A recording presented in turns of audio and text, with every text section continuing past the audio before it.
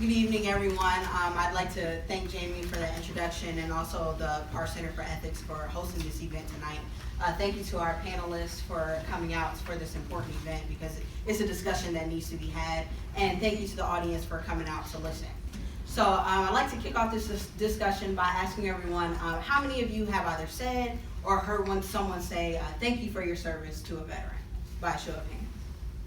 Pretty much the whole room. So panelists, how do you feel when you hear someone say this, or even why do you say it to veterans?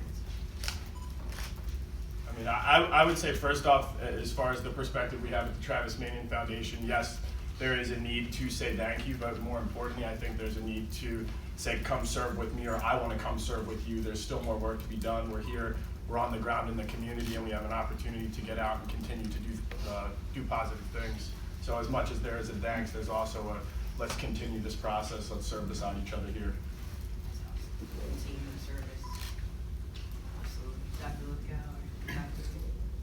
I mean, I would just going sequentially here. Okay, all right. I don't usually say it just because it feels like a canned phrase, but I can certainly understand why people would say it, and I don't. I know a lot of different veterans who I've spoken with have different feelings about it. To me, I think how things are said matters almost as much as what is said, and that if you genuinely express a sentiment like that, it can be really worth doing. But if it comes across as a way of stopping conversation, like you were saying, like, okay, I've said my thing, now I'm moving on, then I think it can be a problematic kind of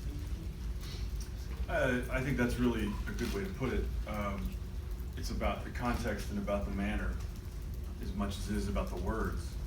I was recently in the airport, and of course the airport now has a lot of venues where they talk about letting active duty people on the plane, and in this particular instance, as the gate agent was letting people on the plane, she said, how about a round of applause for all these people we're now letting on the plane, which was like 2 people. It wasn't like it was like a bunch of people deploying or anything like that. It was 2 random active duty service members who suddenly were showered with a round of applause, and I'm not sure they knew what to do with that. I knew what I would not have wanted that to happen to me. It's like the equivalent of happy birthday at the Mexican restaurant.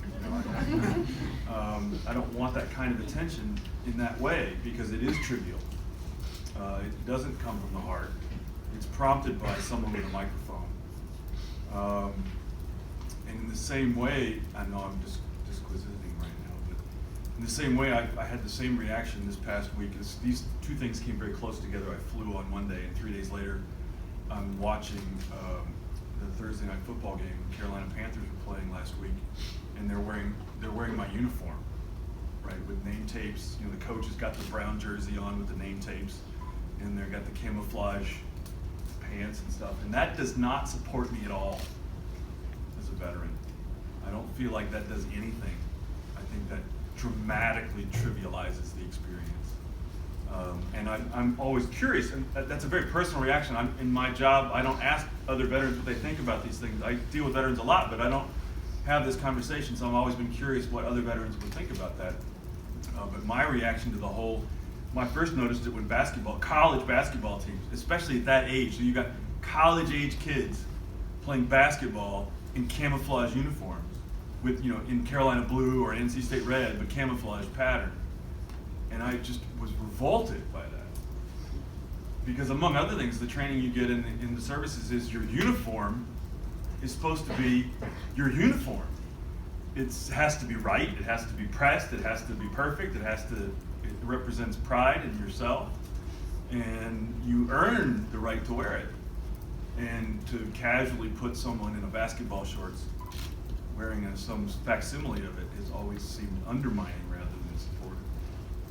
So I have a very complicated relationship with thank you for your service. And as part of my complicated relationship with it, on Monday this week, I gave a presentation to teachers who teach high school in North Carolina, and I've done this for several years. It's a program that UNC runs. And the first thing I say to those teachers is thank you for your service. Because teachers serve.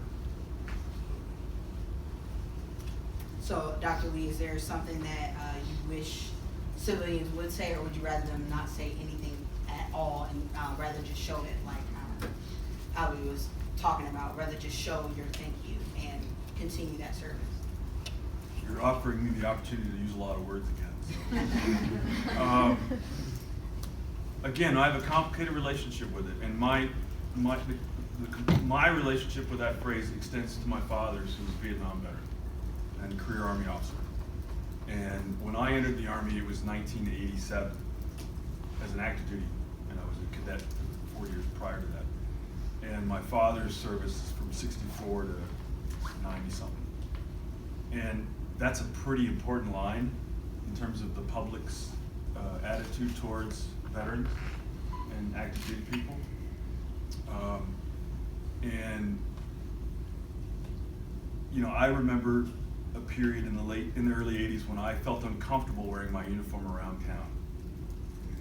I remember that even in 1992, after the Gulf War, when I wore my uniform in a very non-military town, because I was working there and I was wearing my uniform every day.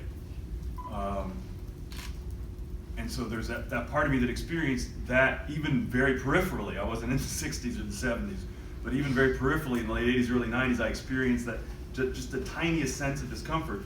And so there was a part of me in the early 2000s that was like glad to have the attitude of thank you for your service. But it's now been 17 years of war in Afghanistan, and the phrase is still there, and it's now beginning to lose its meaning, at least to me. Definitely. And I'm not sure if there's a substitute. I think, as Hillary said, it's about context and meaning. Absolutely. I definitely agree. As a reservist, people tell me that, and it definitely makes me feel uncomfortable because I've never deployed, and I'm reservist, so I'm not active duty, so I definitely feel like dirty almost when people say that, and especially even veterans that have deployed or have been in active duty for 20, 30 years, they still, it's uncomfortable. And as the panelists have mentioned, it's about context. And you know, when people say thank you, like, do you really mean it, or are you just saying that to fill the space or to end the conversation? So what do we as a society, if anything, owe our veterans upon returning to civilian life, and why do we owe that? Just keep going down the line. Yeah, whichever. Cool, You have- that's fine.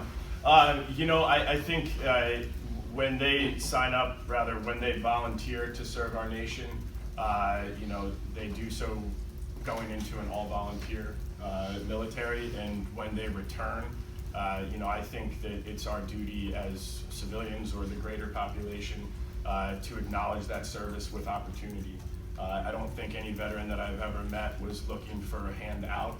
More often than not, they're looking for opportunity and a hand up, or you know, a kind ear, or an experience that might move them along the process of their transition as they go from veteran into the civilian sector. You know, I think it's, you know, I look at this as a civilian who has worked in the veteran space now for 6 years and worked very closely with around 200 veterans in the transition process. And you know, I don't think any of them, with a few exceptions, were looking for something that they felt they were owed, but they were looking for an opportunity to move the ball forward as they transitioned. And I do think that there's an obligation that we have to be able to provide those sort of services beyond just what the VA can provide. You know, there are thousands of veteran service organizations out there. As far as what we do at the Travis Manion Foundation, we're looking to connect opportunities and veterans in a way that improves their sense of meaning, creates continued positive relationships, and creates opportunities for continued engagement. That MRE, that absence is something that is often the biggest difficulty as they move from active duty military into the civilian world, looking for that sort of meaning in their life. And so as we see it, you know, we are focused on redeploying those veterans, encouraging them to serve in their communities, specifically encouraging them to challenge youth, our future generation of leaders, to go out and live lives of character and live lives of service. And so, you know, as far as that being owed, you know, I do believe it is owed. I think on just a broader level, though, you know, on a human level, you know, be good to one another and acknowledge what service means, and reciprocate that with service when they return. Yeah, I was also hung up on the word O. I'm the English teacher in the room, so I get to fuss about the language. And thinking about the context of thank you for your service and after the Vietnam War, you know, I think there's a certain amount of civilian guilt about the way veterans were treated after Vietnam and the degree to which most civilians are totally disconnected from what's going on in the world and in Iraq and Afghanistan in particular. And so I think part of what makes the previous conversation complicated is that where people are coming from when they say thank you for your service, I think sometimes can feel like, I feel bad that I'm not more connected to this, so I feel like I have to, as a civilian, have to do something, and that's informing this conversation as opposed to a genuine interest in you, a veteran coming home. So, yeah, what do we owe? You know, I do think we owe an understanding of what America is up to in the world, and the fact that we have been at war for 18 years, and understanding where Iraq and Afghanistan are, and that they're different places. I mean, the degree of not just ignorance, but the total obliviousness that we are at war, that people are serving now. I think we owe that, but I think that language of debt and owe can get really problematic and tied in with guilt, and so thinking more collaboratively, what do we as a society, how can we capitalize on everything that people coming home and that people who have served have to offer? I mean, veterans, they're more civically engaged on the whole than civilians, and so they are us, and trying to figure out how to reintegrate people after they've served we need to do that, but I don't think debt and owe is the best way to frame it. Now I'm going to put on my historian hat rather than my veteran hat, and say that, well, okay, first veteran hat. Honestly, the one thing that we truly owe veterans is to fulfill our promises to them when they signed up. Like, that is the most important thing, and I think that's even about the hand up or the hand out. I mean, even that is beyond the issue of do what you said you would do for me, whether that's figure out how I get health care, figure out how you deal with my wounds and my trauma, pay my disability. These are things that we promise on the dotted line that are embedded in the contract. And that's the primary obligation that we as a society have to fund, because it's funding, and also politically demand. And this goes to the issue of whether the VA is a competent organization or not. And by that I mean the VA, especially the hospital side. But as a historian, you know, there's a giant structural issue here, which is that the 20th century is composed until 1973 of draftees. And we're still wrestling with the transition from a draftee society. And it's a draftee army that, you know, has a huge spike in World War I, and then a huge spike in World War II, and then a huge spike in Korea, and then a huge spike in Vietnam, with these huge troughs in between. And that, you know, since Korea, and you know, we've been more or less much larger army, but since 1973, volunteer. And we are, I think, even the thank you for our service in one sense is a cultural artifact of the way we wrestle with this new relationship that we have between the citizenry and the military. We are literally wrestling with what that relationship should be like. We knew exactly what that relationship was in 1675. We knew pretty much what that relationship was in 1776. And we worked it out in a very complicated and very fast way in 1861 to 1865. And then we thought we understood it in the 20th century, and then we dramatically changed it in 1973 or 75. And we're still figuring out what that means. And then in the middle of us wrestling with it, again, I'm still talking like the historian, right? In the middle of us wrestling with it, post-75, we entered it into an 17, 18-year war. Right, we're still figuring out what does this mean to have a volunteer force. And then we go into a war that goes on and on and on and on and on. And so, you know, we took this sort of cultural trajectory of how do we deal with our veterans, and then we bounced it in another whole direction because of being in a war that never ends. And so I think this event, among many others, and the literature that is produced is all a part, literature produced by current veterans and by people worried about these issues, is all a part of the ways in which we're continuing to wrestle with that. So, you guys actually hit on something, one of my questions. So you talk about, the ignorance and the, obliviousness of, like, what's going on, like, the difference between Afghanistan and Iraq, and you're talking about, in 1675, we knew. So what do you feel like is the responsibility of civilians as far as education on, the military, or on, how to help them reintegrate into society? You know, I don't know, I have trouble with this question because, you know, I think that, you know, like it's not as though every citizen of the United States, I think, should be actively studying everything that our military is doing and be completely well-versed in everything that section of our population does and the culture and the way that things operate. You know, or for, you know, it's not like there's any responsibility for us to be aware of any other protected class in such a specific way. There's not really a mandate that be the case. I think in general, it's a good practice to be aware of all things happening within our country, whether that's consuming news, you know, in one form or another, or just in general being educated about what's happening in your country because you're a citizen and that's the right thing to do. You know, I think in that comes, you know, specific areas of interest that you might have, and if the veteran issue or the military issue is one, and you intend to go and do something with it or about it, then you should be educating yourself appropriately. But you know, I don't feel as though a mass education is necessarily the answer to the situation. Absolutely. Anybody else?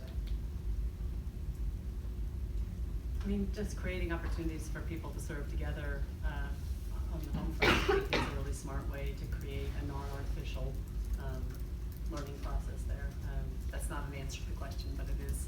You know, I think the questions to my mind, like I imagine people convening events where, you know, somehow civilians will learn about the military experience. I can't imagine that happening. It sounds very artificial. And so trying to figure out what the organic version of that is. And it seems to me that people working together in their community, side by side with other people who care about the community, who happen to be veterans, it's going to happen organically there. And the skills that people are sharing, and you'll learn about that experience by working together. So I just think as organically as possible is my answer. I think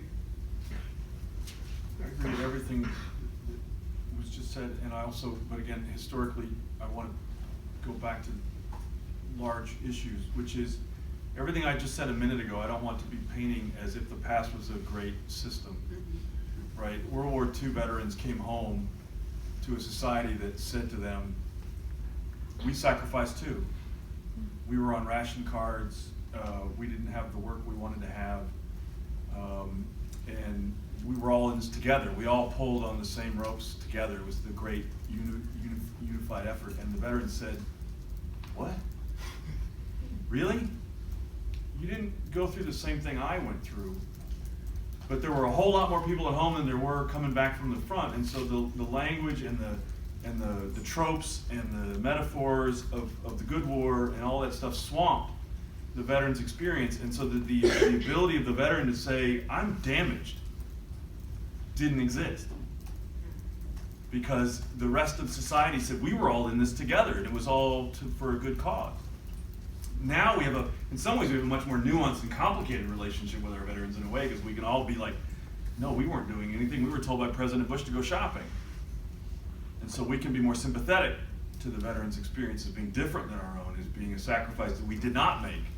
And so that we can be sympathetic and empathetic and desire to understand in a way that was not true in 1946 and 1947. So, you know, it's not like the path is perfect, and it's not like we're perfect now, but I think our society, as I said, we're wrestling with what's the right thing for us to do. And I think in some ways the wrestling is more open and profound, culturally speaking, than it was in the late 40s. I mean, if you just think about the movies,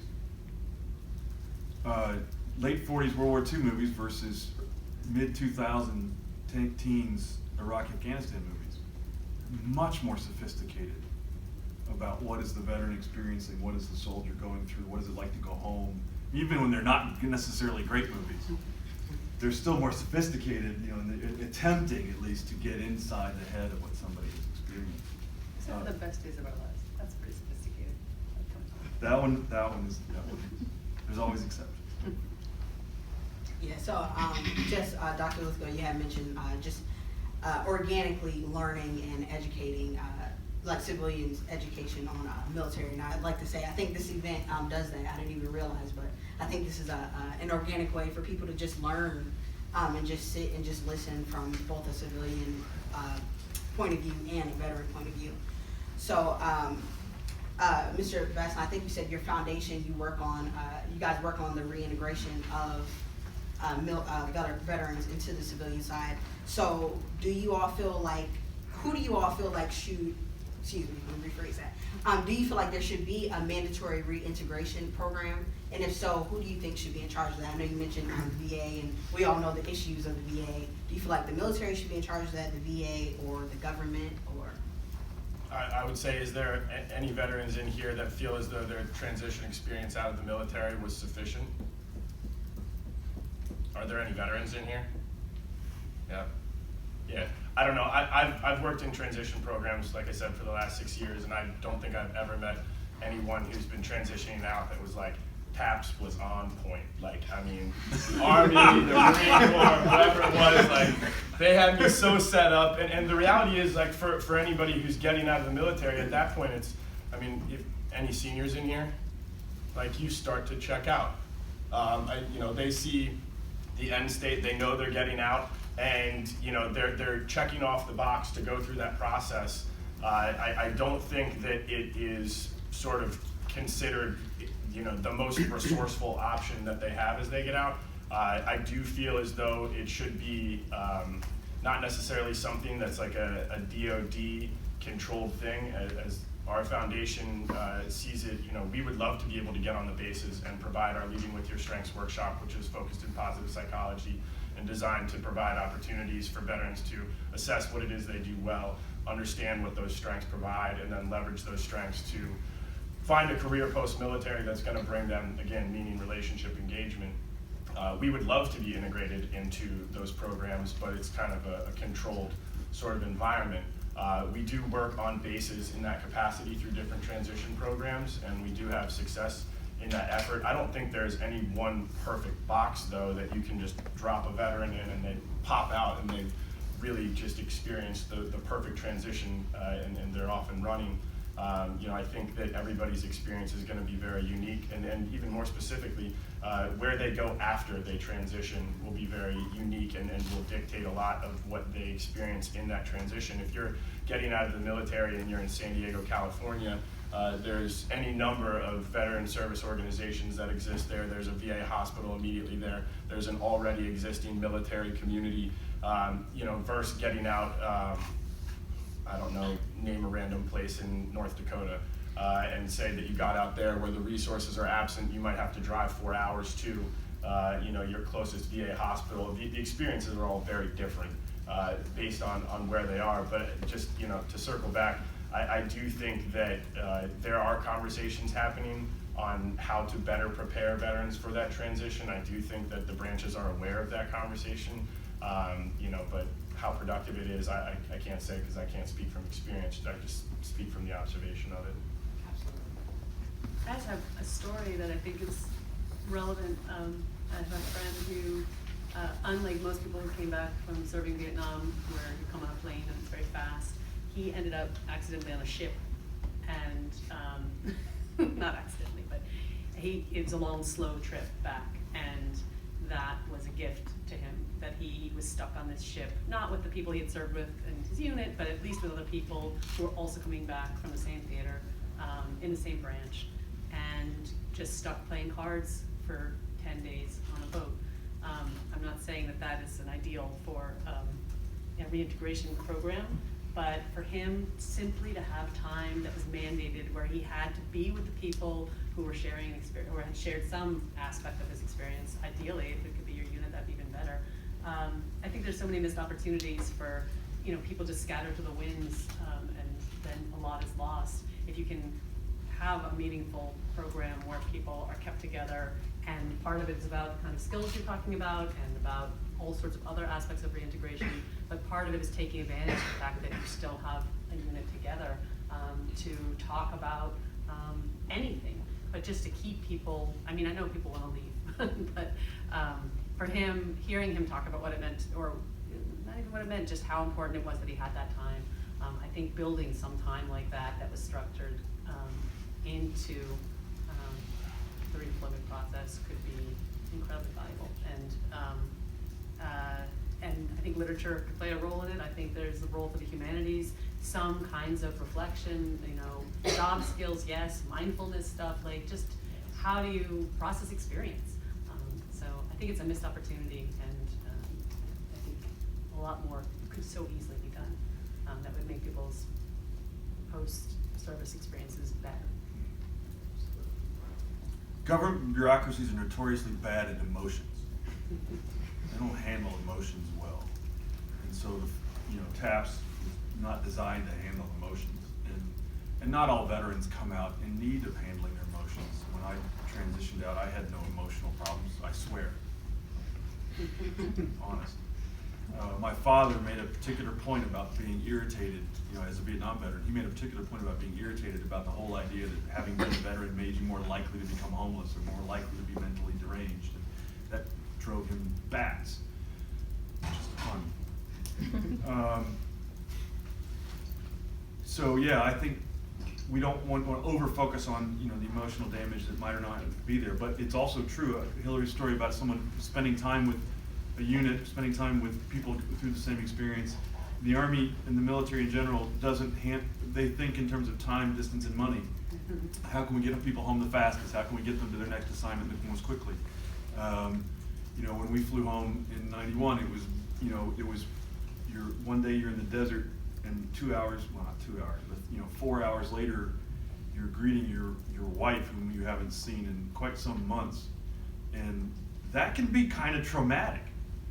I can tell you an anecdote of, at the time I was battalion staff, and Sergeant Major walked into my office after we'd been back 2 days. This is kind of a fun anecdote. Sergeant Major, who's an old crusty Sergeant Major, walked into my office and he said, and I'm imitating him, and then he closed the door. I'm like, oh dear. And he said, sir, we got, I gotta draw it. So he grabbed a legal sheet off of my desk and he said, all right, so here I've got husband A and wife A, and over here I've got husband B and wife B, and over here I've got random NCOC, and then over here I got random civilian D. And then he started drawing lines about how they'd all been hooking up in different, this one was deployed and that one wasn't, and then I'm like, oh my God, court martials, it's gonna be horrible. And all that stuff, all that hits, those individuals who were involved when they actually, landed on the tarmac, and then they're greeting their families, all that stuff unrolls all at once. It all happens very quickly, and I'm not sure there's a way to avoid that. Certainly not the relationship dynamic. You're eventually going to get home to your spouse or your family, but the idea, the boat problem, the slow return matters. In fact, there was an officer or a historian who just studied the psychology of going to combat in Vietnam, and pointed out that one of the really significantly different things about going into combat in Vietnam was that a lot of them were transported to a firefight by helicopter.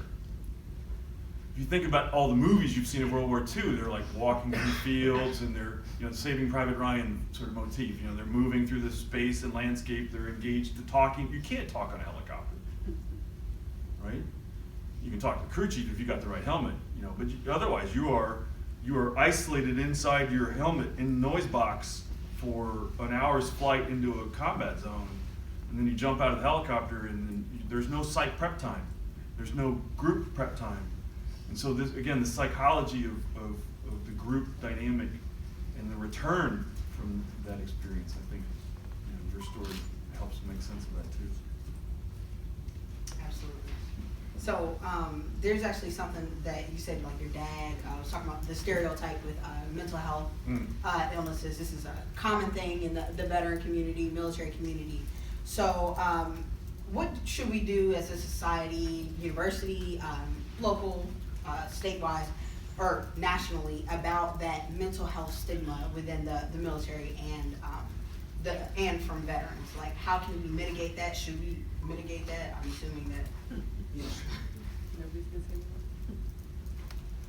We should absolutely mitigate it.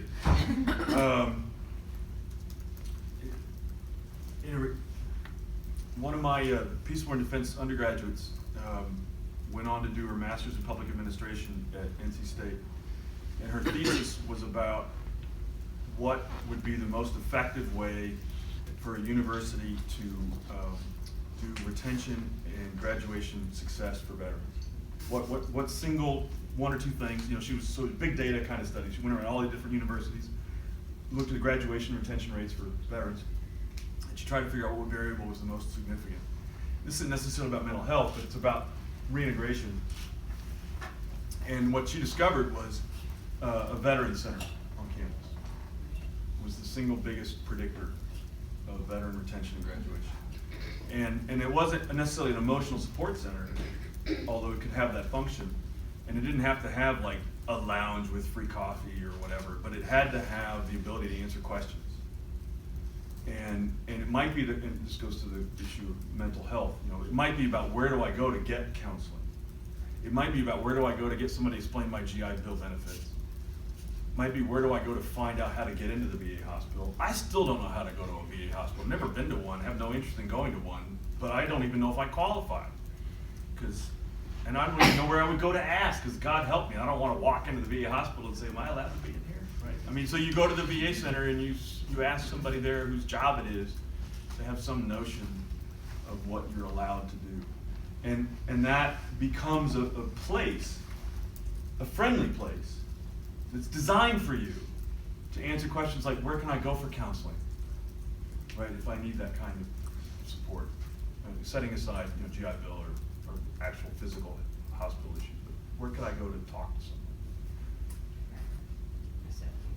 Did you all have anything? Yeah, I would just second that. At the universities that I've had the opportunity to work with, the veterans and the veteran community within that university seemed most cohesive, where they did have that big sort of, I mean, it's kind of like a clubhouse. You know, there's a need for that sense of camaraderie and that sense of relationship with people that have shared experience. And I think you also have to remember that veterans are typically a lot older than the average student that they're attending class with. And so they might not have that relatable experience with 19-year-old who's a freshman.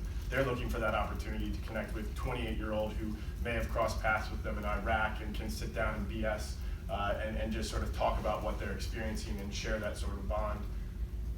Absolutely. I like that you all mentioned the Resource Center. That's very important. We actually, I'm not sure if you all are aware, but we had the Carolina Veteran Resource Center. And at first, the Carolina Veterans Organization or other veterans were like, you know, oh, it's on South Campus, that's a little tough. But then they realized how valuable it was and how valuable it is. And the resource coordinator there hosts events with financial aid so that veterans are able to understand what benefits that they have.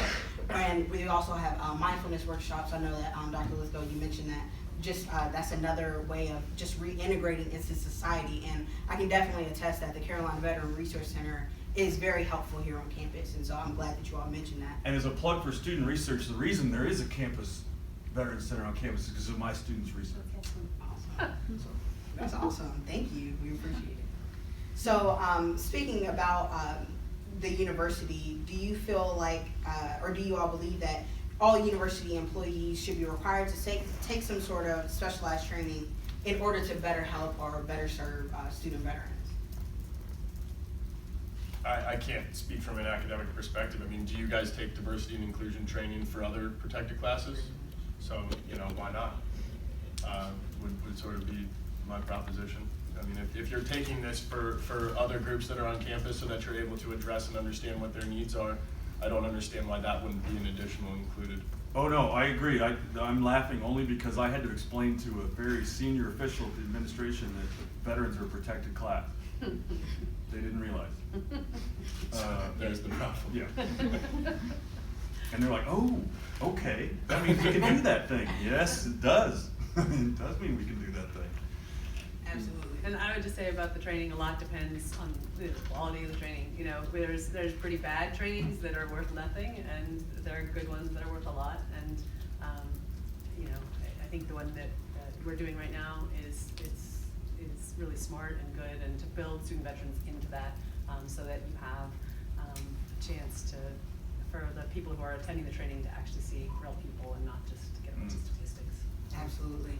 I would just say one thing like along that, like, and it's been mentioned a couple times, just like connecting people to share stories and to understand that at base level we're all human beings. If you put people together and you give them opportunities to connect in an organic way, like you said earlier, whether it's a training or it's a service project or it's just some sort of event on campus, that's how you educate the general population with what the military experience looks like. That's how you all come to realize, well, hey, well, like for 18 years that person was a civilian. And then for however much time they were in the military, they were in the military. But now they're a civilian again. And I think we sometimes talk often about the 99% or the 1%, and we create this maybe bigger than necessary divide. I'm not saying that there is total similarity between what the military experience is and what the civilian world is. There's difference for sure, but we talk all the time about this massive gap that exists, and I think just talking about it only makes the gap bigger. Bringing people together to have conversations and share experience and share stories, that's where there's, you know, sort of a mitigation or a dissipation of that gap. Definitely. Yeah, I think that connects to Phil Clive was on campus a couple weeks ago, and he's a creative writer, wrote a National Book Award winning book, but he wrote an op-ed in the New York Times, I think 2014, talking about this military-civilian divide and arguing that the kind of fetishization of military experience, and particularly combat, but military in general, like, oh, I could never understand what you've been through. He was arguing that although that often comes from a very genuine space and is meant reverently and to be respectful, it can really create problems because people feel like they can't ever try to understand an experience different from their own, whether it's a military experience or anybody else's, and that the value of trying to find ways to share stories and figure out what experiences we can understand and share in common is just a really important piece of reintegration. Well, just because you can't understand doesn't mean you can't appreciate. Yeah, or imagine. Yeah. That's the word we use, is try to imagine. Yeah, I think you all just attest to the fact that there's a thin line between, oh, thank you for your service just because, and you know, like I really want to understand what you've been through, or you know, just try to empathize. Yeah, So, listen. yeah. So do you all feel like there are ethical responsibilities other than training, of course, of professors or providing veteran resource centers that that there are obligations that the university should have as far as like when veterans come to their campus? I mean, All the students come in my care are students who are in my care, whether they're veterans or not. I mean, we, as an institution, we are endowed with the responsibility and the obligation to care for our students. And so, no, I don't necessarily think we should treat them differently. In fact, I would not want, as you know, speaking personally, I would not want to be treated differently. In fact, that would be kind of the point of not being a veteran anymore, is to be treated the same as everyone else. So obviously we have obligations to all of our students, and I think we can provide things that are, things we promised to veterans. We have to deliver those things that we promised to veterans.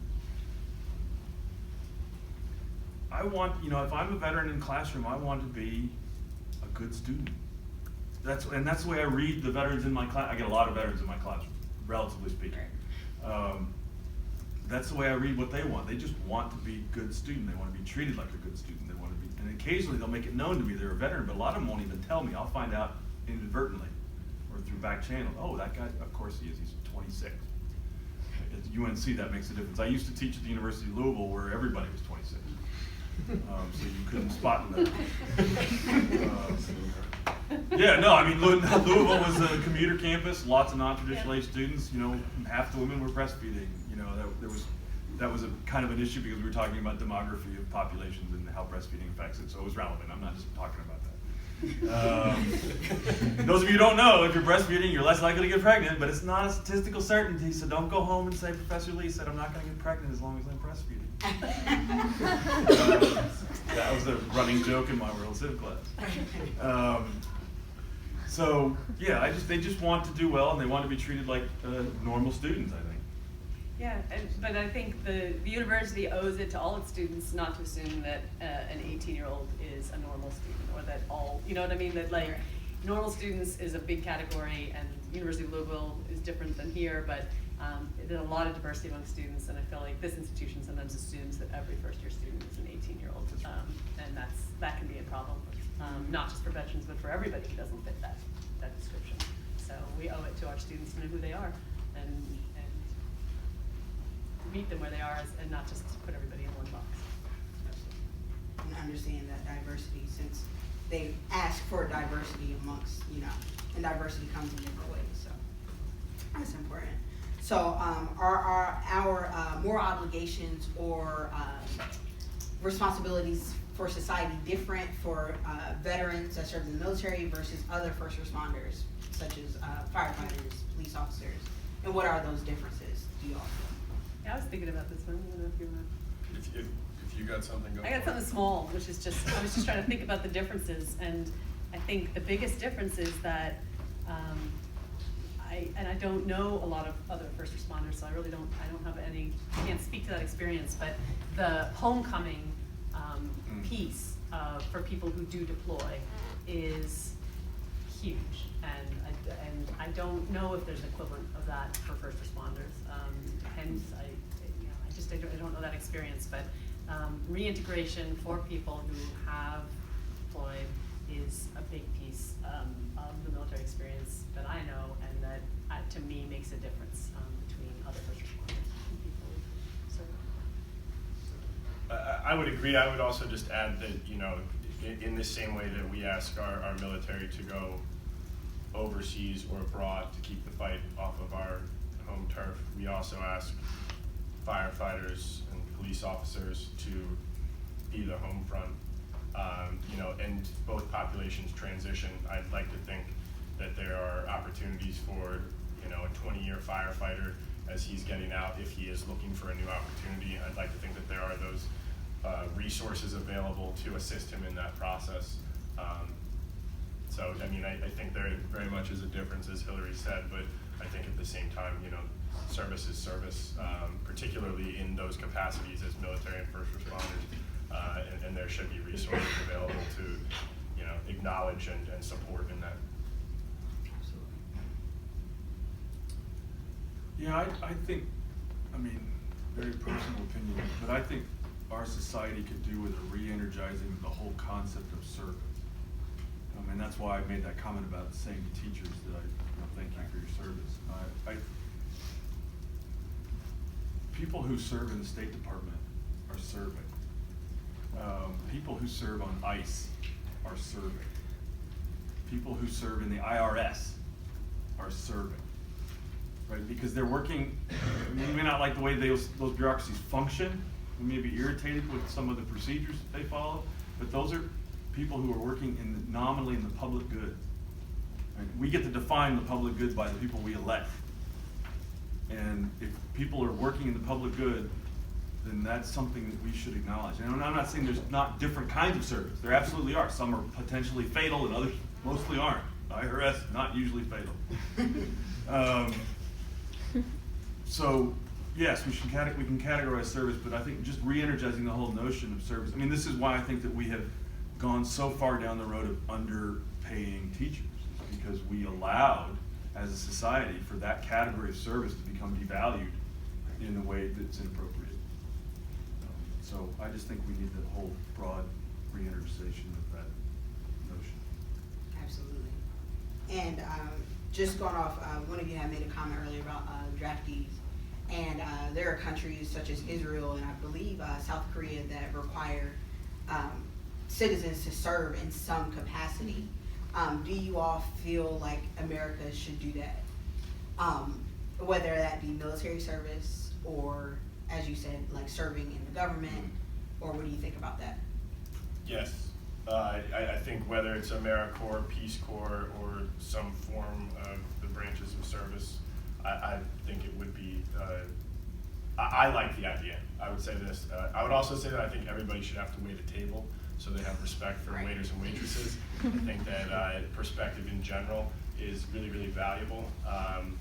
And yeah, I mean, I wouldn't bat an eye if that was a policy that came about, that you have to in some way serve your country through, you know, those 3 areas that I offered as far as military, Peace Corps, AmeriCorps. That's just my opinion on it. Absolutely.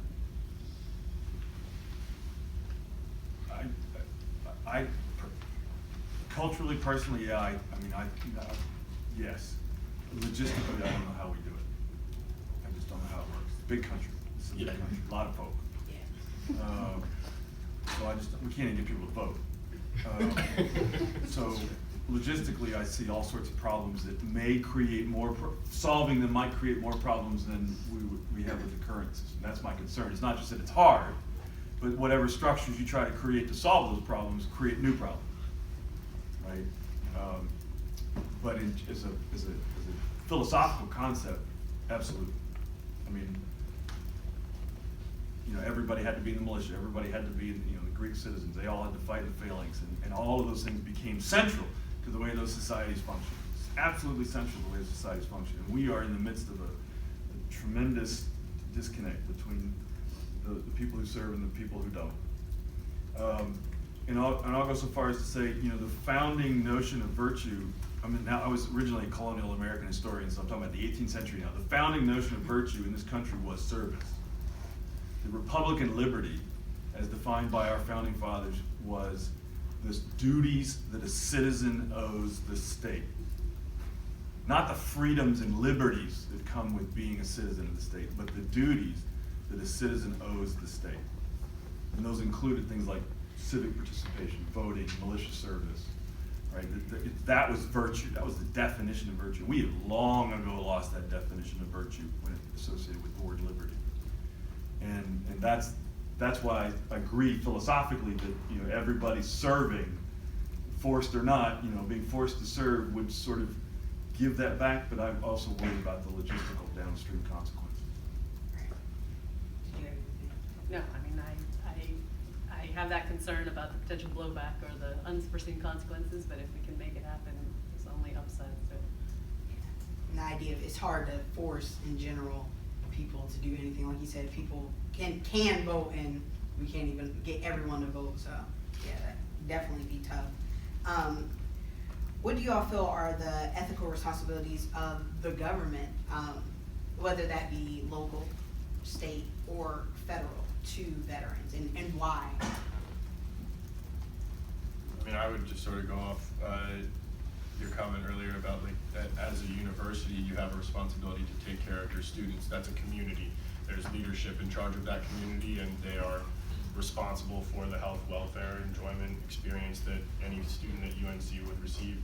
I mean, I think in the same way, the responsibility extends to a local government or a state government or a national government. You know, it's an ideal situation, not necessarily one that's realistic in all environments, but yeah, we have, or there should be an obligation on whatever level of government to be taking care of all aspects of their citizenry. I would just say what you said before, like promises made, fulfilling them. I mean, if what people were promised, they should be able to get. And it's hard. I mean, I was just trying, you talk about what the Veteran Resource Office has to offer. I had a grad student veteran come to my office 2 days ago and say, I really need help with food. And I'm a veteran and I thought that would be easy. But it's really hard to get food assistance. That sounds really basic, but it's pretty profound. I feel like hopefully everyone in our country can get food, but it's not a foregone conclusion right now. And so we owe people, everybody in our country, you know, how to help people survive. But it's clearly not happening right now. So more than they're getting. Yeah, you know, it's a great question, and it made me think of a conversation. There's a lawyer here in the audience who works on this issue here at UNC, and I hadn't thought about it in the terms that he put it to me yesterday. Time's running together. And the issue is, you know, we all live in a society that we're all run by computers now, right? If you look at your student record, it's a bunch of check boxes. What year are you? When did you start? What catalog term are you in? What's your major? You know, when you're supposed to graduate? And the numbers are ticked off. Well, veterans have the same issue, and one of the tick boxes is what kind of discharge did you get? Did you get a general discharge? Did you get an honorable discharge? Did you get some form of bad conduct discharge? Did you get other, that used to be called other than honorable discharge? And when that tick box gets attached to your name, it has long-term downstream consequences, significant downstream consequences, because all the other organizations that might go to hire you then look for your tick boxes. Like, how were you ticked off when you left the service? And ticked off, that's the wrong phrase. How were you labeled when you left the service? And the issue here that John was talking to me about was the fact that a lot of times those other than honorable discharges were given because of misbehavior that could be associated with wounds, psychological and physical wounds. And the Army doesn't necessarily, because the Army's a bureaucracy and it's very large, it doesn't necessarily account for that when they give you that discharge. That maybe the reason that you were mouthing off was because of things that had happened to you. But the Army doesn't care because now you're gone. But you're gone, but with a label for the rest of society. And that's the issue, the responsibility of local and state, and in this case not the federal, but the local and state governments to wrestle with, is this person really a problem? Now, having said that, we also have the same we're having a new emergent issue of the red flag in gun control debates, right? Does someone have a red flag? And maybe one of the things that we might look for, because we're a database-driven society, when we're asking whether or not someone has a red flag, is what kind of discharge did they get? And obviously this is extremely relevant given the shooting this week. What kind of discharge did they have? And so what do we do about that? So again, we find ourselves wrestling with what do we do with these issues. At the same one time, we want to do with every individual. What did they deserve? What did they really do? What did they really deserve that other than honorable discharge? And can we get it removed? Can we get that label taken off so they can get a normal job? They can get a security clearance. They can do whatever. Or do we leave that there so that they can, if they then beat their wife, we prevent them from owning a gun if the laws change to allow that? So those are hard things. I think, I was just gonna say, you see some of this showing up, it's obviously not widespread, but there are veteran courts, you know, not everywhere, but they are looking at the veteran with the lens of their service and what trauma might be, you know, creating their behavioral issue, or would have led to them to, you know, take a motorcycle and rip it at like 125 down a highway drunk. You know, there are other factors that are being considered, and I do think, you know, a veteran court is a real valuable aspect in our judicial system. And I think all the factors that you all mentioned and those labels, that kind of stuff can be addressed if we did have some sort of reintegration program, so that even veterans that got out of the military, other than honorably, you know, they still serve. They still are citizens, and even though they do the wrong things, they still deserve to live a life in the civilian world, just like any other like criminal, or, you know, if you will. So North Carolina has signs that say, you know, the nation's most friendly military state. Do you all agree with this? And if so, why or why not? And what does it mean to be a military-friendly state, anyways? I think first off, you know, be about it. If you're going to say it, be about it. North Carolina, based on its population, the presence of military installations, has the opportunity to be about it.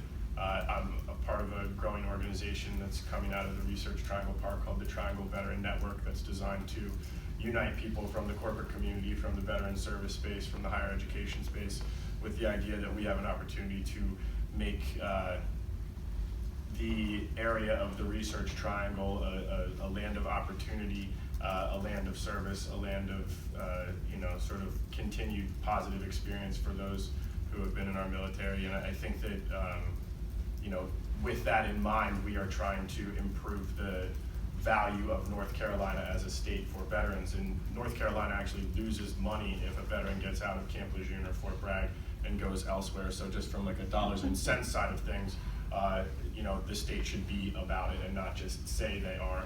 I also know that from, the corporate side of things, a lot of companies really want to get the military-friendly designation. They want to be able to put that stamp down. I don't think there's some sort of equivalent like that for states, where a state can get that actual designation that they are in fact military-friendly. But when I see that, the other things that I immediately then look for is, well, what is the percentage of your employee base that is veteran, and what is the retention of those veterans, and are they with your company for a long-standing period of time, and do you have a veteran ERG group designed to create a sense of camaraderie and a culture in your company that will foster a veteran thriving. And so, sort of take that and put that in the lap of a state, in this case North Carolina. Are they doing those things? I know that Governor Cooper has a working group that's focused on these issues, and I can say that they are having the conversation. What the actual impact looks like, I can't speak to the data, but I think in general, the pieces are in place for North Carolina to be that. It's just a matter of effort and impact. Yeah, and I'll just say about the designation, certainly for universities, there's a designation also, and it's mostly nonsense in my experience. I think you can buy an ad in a certain organization and suddenly you're designated as military friendly. I mean, that's what it feels like. So yes, be about it if it's gonna, I wonder about the audience for it. For whom are we advertising that we're military friendly? It sometimes feels like something that is said by civilians to civilians to sort of, money is a big part of it, and pat people in the back, as opposed to actually meaning much. So if it means something, great, but I think in practice it often doesn't. Yeah, I'll give you an example of practice, and that is, there was a period of time where soldiers who wanted to use their GI Bill to pay for their university tuition, and who were not North Carolina state residents, had to pay out-of-state tuition. And that was the federal law changed in the sense that the federal law can't tell universities what tuition to charge because of separation of state and federal powers. But what the federal law said was, hang on, if you cannot take GI Bill money unless you only charge in-state tuition. So wake up and smell the coffee. And then that's when the North Carolina woke up. And it took about a year and a half after the federal law was passed, at least a year and a half, because I was dealing with this with a student at the time, and for North Carolina to get its act together and get through the legislature so that GI Bill would only pay in-state tuition. So that's just an example of the way in which you can institutionalize military friendly, right? And also, I mean, not to say the legislature was anti-military ahead of time, it's just they weren't thinking it through. They weren't seeing all the consequences of the existing laws. And so you can just sort of have that kind of awareness at the legislative and political level for how, again, in this case, in one sense, fulfilling the promise that you've given people when you enlist them. Right. I love the idea of, like you all say, just being about it. Everyone wants to say that they're veteran friendly or military friendly, but what are you doing for veterans? What are you doing for the military? Who is your audience? Are you just saying this to other civilians to sound like you are doing something, or are you actually doing it? And this goes beyond states, of course. There are organizations that claim that they're veteran friendly or military friendly, and some that are actually are. Is this something that companies should be doing if it's not their sole purpose is to help veterans? Is it okay for them to say, we are veteran friendly or military friendly, and what standards should be considered? I mean, I think if a company is intelligent, they recognize that there's top talent in our military. Right. And if they want to, be a productive, profitable, corporation, whatever it is, you want top talent to fill your desks or execute what it is you set out to do. And I think if you're ignoring that, or if you're ignoring the opportunity that you have to hire veterans and bring them and their soft skills and their just diligence and work ethic into your fold, then you're doing a disservice to your corporation or whatever it might be. I do know that a lot of companies are very much in the process these days of setting up employee resource groups. I get to work with a number of them in the Triangle, and they're all sort of going through the process of not just getting that military-friendly designation, although they all immediately go to that. They're like, we gotta get that. And it's like 60 pages you fill out, essentially, and then there's a few statistics that you talk to your HR team about, and you get those things lined up, and you can get that military-friendly designation. But beyond that, like, what are you doing from a top-down sort of perspective to create a culture that makes a veteran want to stay there? It's one thing to get the designation, it's another thing to hire a veteran for a job, but what do you do to create a culture where the veteran has a career and stays for the long term? I think that's sort of the sticking point. But I think if they're smart, that's something that they're interested in and they're learning about. Although I agree with everything he just said, I'm going to go devil's advocate for just a second and tell you about how this kind of system can get messed up. And it comes actually ironically from the federal government, because in the federal government hiring system there is a veterans preference. And the way the USA Jobs, how many of you have done a USA Jobs form? Anybody applied for federal work yet? One? I see one, maybe two back there. You're going to hate it if you try this. It's a terrible website. It's horrific. And you fill out all your biographical information, and one of the questions is, are you a veteran? And if you, when your application goes into OPM, Office of Personnel Management, it then scores your application according to various criteria to the extent to which you fit the job description. And one of the default points that you can get, regardless of the job description, is veteran. You get a certain number of points for that.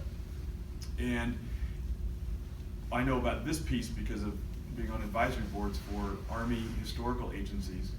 When they created the job description for Army historian, they were, they could list certain educational criteria, and one of them they wanted to list was PhD in history. But you get more points for being a veteran than you do for having a PhD in history. And so whenever they advertise the job to be a historian in the Army, all these, excuse my French, but all these former E4s, that's not French, that's Army jargon, but all these former E4s with a bachelor's degree in political science or geography could apply to get that job, and they would be ranked by the computer, because remember I said about how computers rank all the all's lives based on the checkboxes, right? They would rank those applicants more highly than PhDs in history, because they had a veteran's preference. That's the kind of thing I mean by downstream consequences that are hard to predict. About you try to set up a system that will benefit veterans, or you try to set up a system that's going to have everybody do national service, and then the logistics of that create downstream consequences that are hard to predict. And so now all those agencies that want to hire historians have to hire outside the GS system, the government service system. They hire them by contract or under different laws to avoid that particular veteran's preference, right? Which means the veteran with a PhD in history is no longer getting the advantage that he might otherwise get in that normal system. So devil's advocate a little bit. Yeah. There are always problems. Definitely. Did you have anything? Okay, so I have two more questions for you all. So there was a study performed by the Disabled American Veterans Foundation, and it found that the organizations and government agencies in charge of providing support for female veterans usually fail to understand the unique needs that female veterans have after service and after going through deployment. So I'm not sure if you all know this, but what are some of the specific needs that female veterans have, and what can be done to adequately support them, even in a general sense, if you don't know exactly what they need?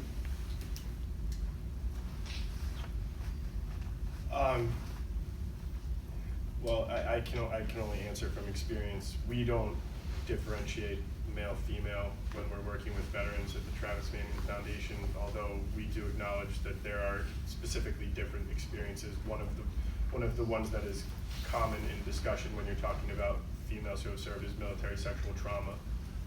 And so, the existence of resources for any female getting out of the military or in the military to be able to address that in an environment where they're comfortable and confident that their voice will be heard is, I think, really important. I can't say that I know of, in my experience, specific organizations that market themselves as a veteran service organization for women. I don't know all of them, so it doesn't mean that there aren't some, but I haven't come across that.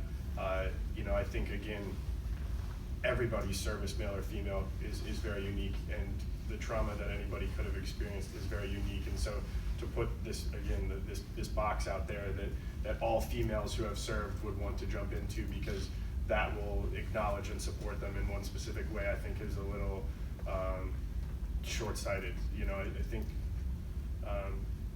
yeah, that's my thought on it. Yeah, and I would build on that and just say, right, even with the sexual trauma, I mean, men and women. Yes.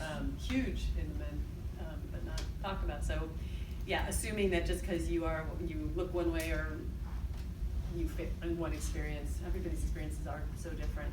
I do think there's value to grouping veterans by their type of service, maybe by MOS or by particular experience. I have a friend he worked in the Agent Orange Clinic at the VA in Durham for a long time, and kind of informally helped create a lot of groups for veterans who he saw had, you know, people who served in Vietnam at similar times in similar capacities, or so I think there's a value to those kind of micro groups within the veteran community, because there are smaller groups of shared experience within bigger ones, and a lot to be gained by putting people together when they have similar experiences.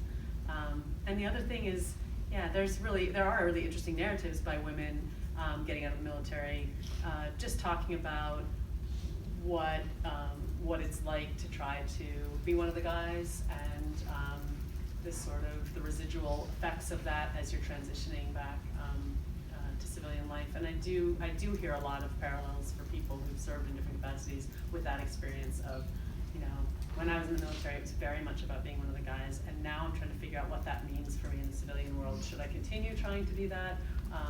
Was there a cost to me of having done that? Do I want to keep doing it? And if I don't, how do I find other ways to proceed? So I do think that in that sense, I guess that's a very specific subset of other things that might be talked about in the transition. There'd be some value to just creating forums to talk about that, and giving people models, people who've made that transition, and hearing people's stories about how they negotiated that divide. Yeah, I agree with all that, and it makes me think about the whole question you asked earlier about universal service of some kind. The one thing that I would say is almost universally true about women who've been in the service is they refuse to be patronized anymore. Don't pat me on the head and call me little girl, right? I mean, you're just not gonna take it. And I wonder if we had universal service, what that would look like. If every woman at the age of 18 suddenly learned not to be patronized anymore, or not to tolerate being patronized anymore. That would change things.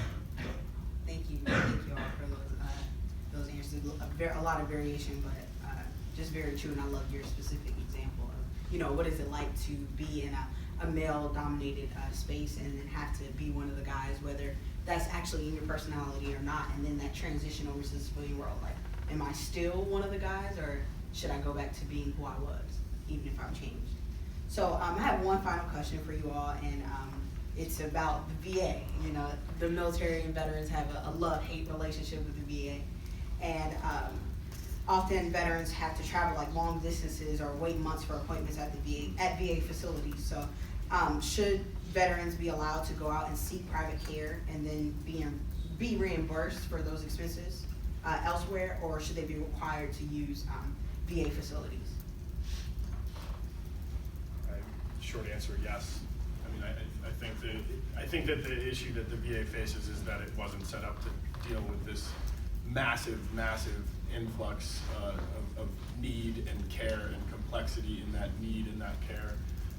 And if they can't handle it, then they should, I mean, the veteran shouldn't have to wait weeks and weeks or months and months, as they very typically do, to get service. If they can find service of a high caliber elsewhere, I think that they should be able to do so. Again, they're dealing with a complex array of issues, and the very often publicized horror story that you see are those individuals who are, you know, on camera in a waiting room not being taken care of and going the wrong route. It makes sense. You know, I think, yeah, the VA is too big for its own good, and it's not big enough to take care of everybody in the way that it should be. And to your comments earlier, you know, keep your promises. If the VA can't keep its promises, then they should be smart enough to recognize that, and they should be savvy enough to work outside their healthcare provision to provide what they said they would provide. I agree, certainly from the perspective of a veteran who's not getting health care, that people need to be able to get health care. The only thing I have to bring around this conversation is an anecdote that makes me think about what hopefully we'll talk about in terms of the consequences of if that is the way we proceed. I was on a committee once with someone who served fairly high up under General Shinseki when he was running the VA, and I was heartbroken at the transition when he was no longer in power, and just gave this impassioned speech about all the forces wanting to privatize the VA and what that would mean in terms of the research that the VA does for stuff that's not profitable, that does help the veterans, and that if the VA gets privatized, he was just so heartbroken and so eloquent about what he thought that would mean in terms of veterans not getting what they needed. And so to me, my only concern is that if we go this route, it's the beginning of the end of, it's the beginning of privatizing the entire VA, which this person convinced me was not a good idea. I solved this problem by making healthcare a universal state, right? And then you have the VA focus on research related to veteran-specific issues, and everybody gets healthcare. Done. Make it happen. And maybe working on that reintegration program with all the research that they collect, and then everyone else is taken care of, both mental and physical. Yeah, because the VA is swamped not by people with veteran-specific problems, they're swamped by people with problems. Right. And some of those have veteran-specific problems. And the VA at the same time is trying to research veteran-specific problems and deal with everybody with real problems. And let's be clear too, that the one reason they're swamped is not just because 18 years of war, it's because the baby boom generation is hitting that medical need age at the same time that we're doing 18 years of war, right? So that's what swamps the VA. And again, you solve that problem by having universal health care. And then all the systems are open to everyone. I mean, that particular problem, universal health care creates other problems, right? But you solve that problem. Well, I'd like to thank our panelists again. Thank you for providing those awesome answers. And again, thank you, Carolina Forum for Ethics and the Parr Center for Ethics for having this event and for everyone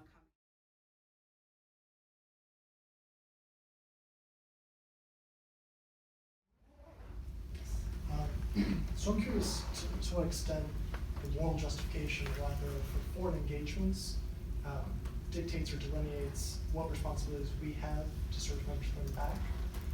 In particular, I don't remember, but I've heard of Vietnam vets returning and being treated very poorly, and wondering now that it's a volunteer system and there's so many people that are mortified and upset with what they see as very unjust wars, how that plays into this, this equation of what we owe and what we don't owe. It's a great question. I mean, it goes right to the heart of the ethical issue, but at the same time, I feel like it's a really simple one. It's embodied in my mind right now by the video I saw today of a captain, engineer captain, female, working in the building, the camp down by the Texas border. The reporter is asking her, so do you have any feelings about your mission here? Well, yes, I have feelings. But do you have any feelings you want to tell me about your mission here? No. Right? She's sent to the Mexican border. She goes down there, she builds the camp, she does her thing, she commands her troops, and she comes home, and then she's home, right? She is not politically liable for what she does. And so we are politically responsible for what she does. But we cannot hold her liable for what she does unless she exceeds her orders or she obeys an illegal order. And then we hold her liable and her ilk. But no, we can't engage again in the kind of derogatory treatment that existed in the late 60s and early 70s. And I again, putting my historian hat back on, I can say that some of that is legendary and mythic. Much of it is real, but there is a quality to the story we tell ourselves about how veterans are treated in airports that is not true. Or is it, no, I shouldn't say it's not true, it's exaggerated, and the frequency of it is exaggerated. It's totally dependent on the airport depended on the year, depended on very, very random circumstances. And those stories then became the nuggets of a myth that, like all myths, have reality to them, but you want to be careful not to overplay it. And going to the sort of civilian military, the gap in understanding, I think some civilians assume that everyone who served necessarily full-heartedly endorses, understands, believes in, agrees with the mission, and I think there's a lot of room, there's a lot of thoughtful people in a lot of different positions, and a lot of room for conversation. So that's a hopeful thing, that there's a lot of conversation to be had about admiral complexity. What they said. And let me just add, this is one of the places where we could have more public education responsibility in the sense of we, the public, should know when an officer or a soldier has obeyed an illegal order. We should know a lot more about what an illegal order looks like. And I might be in the politically charged moment in saying that, but I would have said that 20 years ago as well. Because this is what I study, is atrocity and violence in wartime. We should know a lot more as a public about what an illegal order looks like, and so that we can judge when it comes time. Because the public support for the criminals of My Lai was overwhelming. The public support in this country for the criminals at My Lai was overwhelming. The guy who protected those civilians with his helicopter and his body was vilified by the American public. And that's where our responsibility lies. Any other questions? Yes. Hi, I have a question. It's sort of on topic. It's a question about recruitment and people who will be in the military, as opposed to a question about veterans. I used to be a high school teacher, and I taught in a part of New York City where the students had many fewer opportunities than students, say, in certain parts of Manhattan and downtown Brooklyn, things like that. And there's because we do have a voluntary only service, there's very heavy military recruitment in my high school, and actually I would say many of my very, very, very best students ended up going into the military and serving in the Iraq War. And I don't think that was for many of them it was a good thing. I'm just wondering, what are the ethics in our public high schools? Does the military deserve to have sort of a special place when it comes to the sorts of groups that can come in and recruit? Because private businesses couldn't or didn't come in and recruit in the same way. The military seemed to have a privileged, and certainly, like, we would put up military recruitment posters. We are not putting up recruitment posters for IBM. Right. And so I'm just wondering, is there an ethical issue there? And in general, the way that we recruit with television advertising, and I think that's some of what's going on with the sports team uniforms. What are our educational obligations with respect to people who are going to become members of our military and then veterans? The first thing that I think about, like to your point, is the Marines on a billboard look different based on where that billboard is located. They're playing to the population that they see as most likely to join based on where that billboard is going. That's my initial thought. Whether there is some sort of ethical issue with their access and ability to recruit, I don't really know. As far as I just know this. I know that people join for all sorts of reasons, and I do know that people from lower income, lower opportunity, socioeconomic areas are looking around and they're saying, well, what is my best course of action? What could potentially take me out of here? What could potentially take me to college? What could give me a career? And the military is uniquely situated to be that very easy, low-hanging fruit for that young man or woman who is looking at what their next step is. Does that mean it's right that they would have early access? I don't really think so. I think it would be a really nice thing to think that many companies and other opportunities beyond the military wanted to recruit in a school like the one that you're talking about. For better or for worse, the military has invested in Yes. just in 18-year-olds, and a lot of other people do. Yeah, exactly. IBM is not recruiting 18-year-olds that I know of. Well, they are if they're good hackers. Yes, yeah. I've actually wrestled, not, because not much of a wrestle for me, I know my answer. My answer is no. They shouldn't have access. But that doesn't mean they can't have access extracurricularly after hours on school ground. Not during the school day, not in the classroom, right? Posters, I don't care about that, but not during the school day, not in the classroom. But after hours on school grounds, no, I have no problem with that. And I literally make that distinction in my classroom here at the campus when I'm talking about recruiters from the CIA. You know, we have them down here all the time, or any of the other intelligence or federal agencies. Not in my classroom, but I will arrange time and space for you to meet the students. Because I know they want jobs, right? I know they want jobs. And so, I mean, I'm gonna enable that as much as I can, but I'm not gonna let them in the classroom.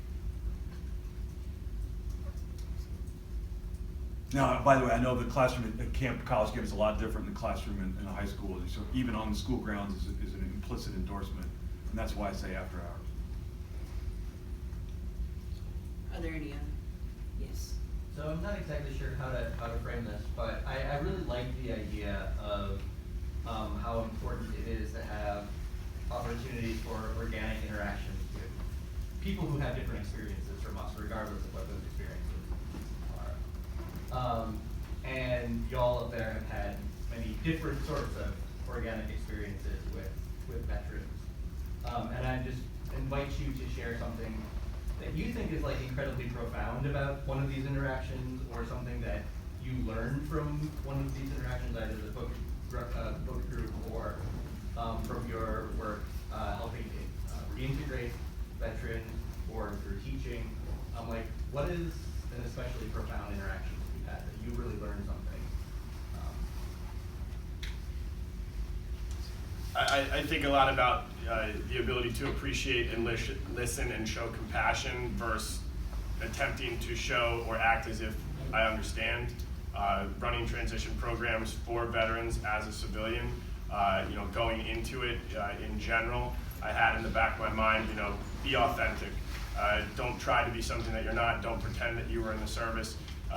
Just be you and let that naturally create a camaraderie or a bond or a trust. But I do remember very clearly trying to assist someone in getting into a gym. We were getting people gym memberships, we got people funded internships, and we provided curriculum, and I just kind of assumed that it was in everybody's best interest to get a gym membership. And a young lady very clearly told me to, go F myself, and that was not what she wanted to do. It was not a box that she wanted to jump into, and it was just one of those moments where, one, I was very much put in my place. Two, we didn't get her the membership. But what we decided was, because I said, your vitality, your fitness is extremely important to your transition, like, will you at least throw me a bone? And she eventually said that we could play basketball together. So we played basketball, but it's I think the biggest piece from that is that not any one veteran is the same, and not any one form of treatment for any one veteran is the right course of treatment. And they're humans. We're extremely complex. Nobody in here is the same. Nobody in here needs or wants the same things. And so to believe or to act as though every veteran that you work with in transition wants that is misguided, and that in GFY was a very clear understanding. And I'll say something English professor in short. I could talk about this for hours, but riffing on the idea that we are all humans and we're complicated and have lots of experiences. I mean, for me, part of what I have found really profound in the book group in particular is the degree to which like the veterans in different wars can read a story about a war that none of them served in and recognize, more than recognize, just some capital R recognize, like, I understand what that is, and it transcends time. It could be from ancient Greece, you know, and there's just this primal, just, that is a human experience that I am reading about and that language is helping me access, and I recognize it in myself. And I mean, John Keats is a poet, not about the least militaristic poet you could imagine. He's about 5'2", I think. And not that you can't be a military person at 5'2", but he was a very not military person. And he said that, yeah, literature is about recognizing, when you read great literature, you're recognizing your own experience in words better than you could put it in. And so I see that happen a lot, and I see it happen among veterans, but then we can be reading something that is not about war at all. And military and civilians can have that experience as well because we're humans. And so I think words and language and literature can help us make those connections with our humanity that can make, they connect veterans across different conflicts, but also they can bridge that military-civilian divide. Yeah, I don't know if I can pick up one profound, because my life's surrounded by veterans, including my father, obviously. And I think the thing that, thinking about how you answer your question, occurred to me that, and I had thought about this before, but it's part of the answer. My father would only tell certain stories from Vietnam, and then until I had gone to a war, and then he told me new ones, right? Because then when we literally sat down, he said, all right, I want to talk to you about what happened. Tell me some of your stories. And then he told me some of his. Right? And he was very deliberate. That's kind of the way he was an engineer. He was very deliberate, about it. But, and I would say in a more general sense, that there's a single sentence. If you, as a non-veteran, are talking to a veteran, never say the following sentence. What did it feel like to? ... It's a closed-end question. It doesn't let them choose the subject, because you're filling in the ... when you ask it, right? Just say, how did you feel about it? Or what did you experience? Or what was it like pooping in Afghanistan? Because all veterans have poop stories. I guarantee you, I have really fantastic poop stories. All veterans have poop stories, and all veterans have drunk stories, right? So let them start telling you poop and drunk stories. And then maybe other stuff will happen. If you're in that kind of relationship with someone where they're likely to keep telling you stories. But never start a sentence with, what did it feel like to ... Because that's a closed-end question. Stops the conversation right there, and most of them don't want to answer. Whatever it is, the ... doesn't matter, except poop. They'll answer that. I will answer that. On that note. Yes. Thank you all for your questions, and thank you for your suggestion about poop stories.